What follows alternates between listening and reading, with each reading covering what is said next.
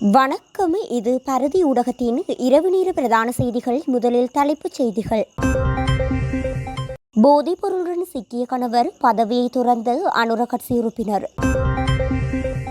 வித்யா படுகொலை வழக்கின் விசாரணை நிறைவு ஒத்திவைக்கப்பட்டுள்ள இறுதி தீர்ப்பு.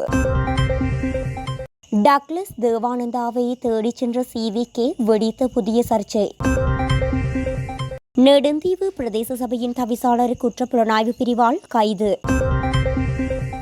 இனி பேச்சுக்கிடமில்லை, செயல் வடிவம் தான் பிரதமர் ஹரிணி திட்டவட்டம்.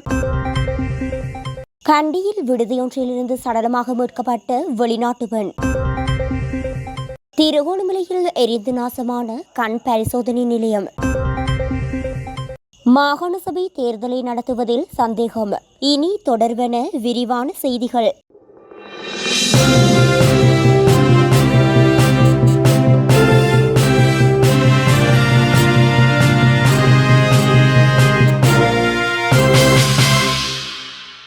தனது கணவர் மற்றும் மகன் மீது போதைப்பொருள் கடத்தல் குற்றச்சாட்டு சுமத்தப்பட்ட சம்பவத்தை தொடர்ந்து பேலியகுடை நகரசபையின் தேசிய மக்கள் சக்தி உறுப்பினர் பதவி விலகியுள்ளார். டிஸ்னோ நிரஞ்சலா குமாரி என்ற நகரசபை உறுப்பினரே இவ்வாறு பதவி விலகியுள்ளார். ஹெரோயின் போதைப்பொருளுடன் கைது செய்யப்பட்ட பாடசாலை அதிபருடைய மனைவியான தேசிய மக்கள் சக்தி பேலியகுடை நகரசபை உறுப்பினர் தனது பதவியை விட்டு விலகவுள்ளதாக தென்னிலங்கை ஊடகங்கள் செய்தி வெளியிட்டுள்ளன. கணவன் கைது செய்யப்பட்டதை தொடர்ந்து நகரசபை உறுப்பினரின் பேலியகுடை இல்லமும் காவல்துறையினரால் முழுமையான சோதனைக்கு உட்படுத்தப்பட்டுள்ளதாக தெரிவிக்கப்படுகின்றது.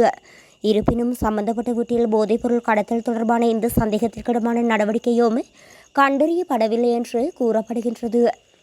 2015 ஆண்டு ஜாழ்ப்பாணம் புங்குடுதீவு மகாவித்தியாலய மாணவி சிவலோகநாதன் வித்யா கடத்தி கூட்டுப்பாலியல் வன்கொடுமை செய்து கொடூரமாக கொலை செய்யப்பட்ட வழக்கில் மரண தண்டனை விதிக்கப்பட்ட பிரதிவாதிகள் தாக்கல் செய்த மேன்முறையீட்டு மனுவின் விசாரணை இன்றைய தினம் நிறைவடைந்தது.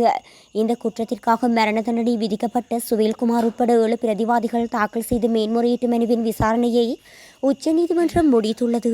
அதன்படி மனுவின் விசாரணை தொடர்பான தீர்ப்பை உயர்நீதிமன்றம் ஒத்திவைப்பு செய்துள்ளது. மே மாதம் 13, 2015 அன்று பாடசாலை மாணவி வித்யா பாடசாலையிலிருந்து வீடு திரும்பும் போது கடத்தப்பட்டு கூட்டு பாலியல் வன்கொடுமை செய்யப்பட்டு கொலை செய்யப்பட்டார். இந்த சம்பவம் தொடர்பாக 9 சந்தேக நபர்களுக்கு எதிராக ஜாழ்ப்பாண உயர்நீதிமன்றத்தில் 41 குற்றச்சாட்டுக்களை சட்டமா அதிபர் தாக்கல் செய்தார். அங்கு 3 நீதிபதிகள் கொண்ட அமர்வு ஒருமனதாக 7 குற்றவாளிகளுக்கு மரண தண்டனை வழங்கி தீர்ப்பளித்தது. மற்ற 2 பிரதிவாதிகளும் விடுவிக்கப்பட்டனர். இந்த மரண தண்டனையை எதிர்த்து உச்சநீதிமன்றத்தில் பிரதிவாதிகள் தாக்கல் செய்த மேன்முறையீட்டு மனு விசாரிக்கப்பட்டு தீர்ப்பு ஒத்திவைக்கப்பட்டுள்ளது. CVK சிவஞானம் எமது கட்சியின் செயலாளர் டக்ளஸ் தேவானந்தாவை தேடிச் சென்று சந்தித்து ஆதரவு கோரியதை விமர்சித்த தமிழரசுக் கட்சி ஆயுட்கால உறுப்பினர் அன்பின் செல்வேந்திரன் கருத்தை வன்மையாக கண்டிப்பதாக மட்டக்களப்பு மாவட்ட EPTP கட்சியின் மாவட்ட இணைப்பாளர் சிவானந்தராஜா தெரிவித்துள்ளார். 2018 தமிழரசுக் கட்சி ஆதரவு கோரி வழங்கிய போது நீங்கள் மது போதையில் இருந்ததா அல்லது போதை மாத்திரைகளை பாவித்துக் கொண்டிருந்தாரா என்றும் கேள்வி எழுப்பியுள்ளார். இது தொடர்பில் அவர் மேலும் தெரிவிக்கையில், நடந்து முடிந்த உள்ளூராட்சி மன்ற தேர்தலின் பின்னர் எமது கட்சியின் செயலாளர் நாயகம் டக்ளஸ் தேவானந்தாவை தமிழரசு கட்சியின் பதில் தலைவர் CVK சிவஞானம் தேடிச் சென்று நேரில் சந்தித்தமை தொடர்பாக தமிழரசு கட்சியின் ஆயுட்கால உறுப்பினர் அன்பின் செல்வேந்திரன் என்பவர் எமது கட்சி செயலாளர் நாயகத்திற்கு எதிராக கருத்துக்களை முன்வைத்தார். முன்னாள் மறைந்த ஜனாதிபதி பிரேமதாச 1990 ஆண்டு தமிழ் மக்களை உயிருடன் டயர் போட்டு எரித்து படுகொலை செய்த ஒருவர் அவரின் மகன் சஜித் பிரேமதாசவுக்கு ஜனாதிபதி தேர்தலில் அவருக்கு வாக்களிக்குமாறு ராசாண்டக்கியன் மேடையில் ஏறி ஆதரவு கோரினார். அப்போது இந்த ஆயுட்கால உறுப்பினர் தூக்க கலக்கத்தில் இருந்தீர்களா எனவும் குறித்து இந்த விமர்சனத்தை வன்மையாக கண்டிக்கிறோம் எனவும் தெரிவித்துள்ளார்.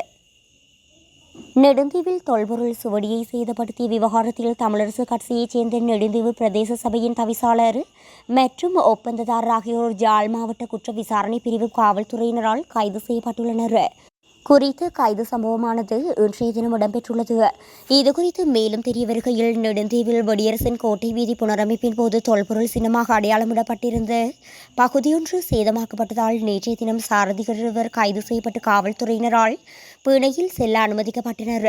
இந்நிலையில் குறித்த சம்பவத்துடன் தொடர்புடைய குற்றச்சாட்டின் பேரில் நெடுந்தீவு பிரதேச சபையின் தவிசாளர் மற்றும் ஒப்பந்ததாரர் ஆகியோர் ஜாழ் மாவட்ட குற்ற விசாரணை பிரிவினரால் கைது செய்யப்பட்ட நிலையில் இன்றைய தினம் மாலை ஊர்காவல்துறை நீதிமன்றில் முன்னிலைப்படுத்தப்பட்டனர். இந்நிலையில் குறித்த சந்தேக நபர்களை 1 லட்சம் ரூபாய் பிணையில் செல்ல நீதிமன்றம் அனுமதித்துள்ளது.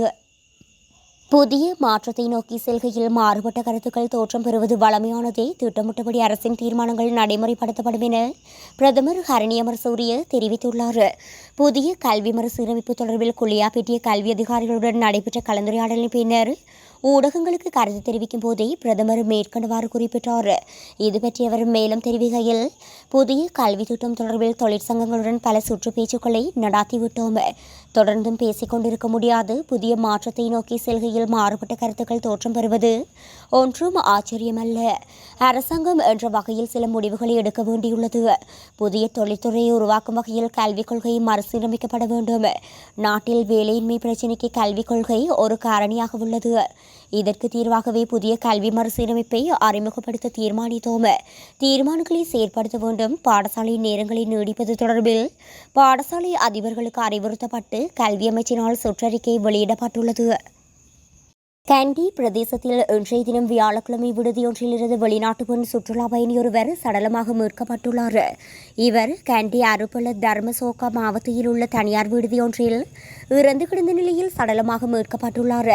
இவர் சுற்றுலா விசாவின் மூலம் இலங்கைக்கு விஜயம் செய்த அமெரிக்காவைச் சேர்ந்த கெய்ட்லின் ஜூலி கிளாக் எனும் 55 வயதுடையவர் என அடையாளம் காணப்பட்டுள்ளார்.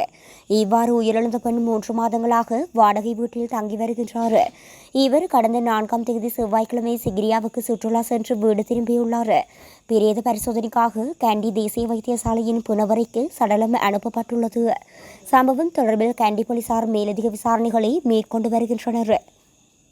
திருகோணமலை துறைமுக காவல்துறை பிரிவுக்குட்பட்ட திருகோணமலை பொது வைத்தியசாலையின் அருகாமையில் உள்ள தனியார் கண் பரிசோதனை நிலையம் தீப்பற்றியுள்ளது. குறித்த சம்பவம் இன்றைய தினம் பிற்பகல் இடம்பெற்றுள்ளது. மின்னலுக்கு காரணமாக குறித்த சம்பவம் இடம்பெற்றுள்ளதாக தெரிய வருகின்றது. குறித்த கண் பரிசோதனை நிலையத்தின் மேல்மாடி பகுதியில் தங்கியிருந்த தாதியர்களின் விடுதியறையும் தீப்பற்றி நாசமாகியுள்ளது. தீயை கட்டுப்பாட்டுக்கு கொண்டுவரப்பட்டுள்ள நிலையில் சம்பவம் தொடர்பான மேலதிக விசாரணைகளை திருகோணமலை துறைமுக காவல்துறையினர் முன்னெடுத்து வருகின்றனர். மாகாண சபைகளை ஆளுநர்களின் ஆளுகையின் கீழ் கொண்டு செல்வது சட்டவிரோதமானது என முன்னாள் தேர்தல் ஆணைக்குழு தலைவர் மஹிந்த தேசப்பிரிய தெரிவித்துள்ளார். இலங்கை தேர்தல் ஆணைக்குழுவின் வருடாந்த ஆராய்ச்சி மாநாடு மற்றும் 5ஆம் திட்டம் நேற்றைய தினம் வெளியிடப்பட்டது. இந்நிகழ்வில் கலந்து கொண்டிருந்த முன்னாள் தலைவரிடம் மாகாண சபை தேர்தல்கள் தொடர்பில் ஊடகவியலாளர்கள் வினவிய போதே இவ்வாறு தெரிவித்துள்ளார். அதன்போது தொடர்ந்து உரையாற்றிய அவர், மக்கள் பிரதிநிதித்துவ நிறுவனம் ஒன்றை நடத்தி செல்வதற்கு மக்களால் தெரிவு செய்யப்பட்ட பிரதிநிதிகள் இருக்க வேண்டும் என மாகாண சபை தேர்தல் தொடர்பான வழக்கு தீர்ப்பின் போது உயர்நீதிமன்றம் குறிப்பிட்டுள்ளது. எந்த அரசாங்கம் என்றாலும் தேர்தலை தள்ளி போடுவது ஜனநாயகத்திற்கு விரோதமானது. தேர்தல் செலவுக்கான பணம் ஒதுக்கப்பட்டுள்ளதால் மாகாண சபை தேர்தலை நடத்த முடியாது. நாடாளுமன்றத்தில் மாத்திரமே இந்த சிக்கலை நிவர்த்திக்க முடியும். பழைய முறையில் தேர்தலை நடத்துவதென்றால் அடுத்த வருடம் ஆரம்பத்தில் நடத்தலாம். இரண்டும் கலந்த முறைமை என்றால் காலமெடுக்கும். அரசாங்கம் ஆட்சி பொறுப்பை ஏற்றுக்கொண்டவுடன் பழைய முறைமை தொடர்பில் தேர்தலை நடத்தியிருந்தால் வெற்றி பெற்றிருக்கலாம். ஆனால் தற்போதைய நிலைமை பெரும் சிக்கல்களை தோற்றுவித்துள்ளது என தெரிவித்துள்ளார்.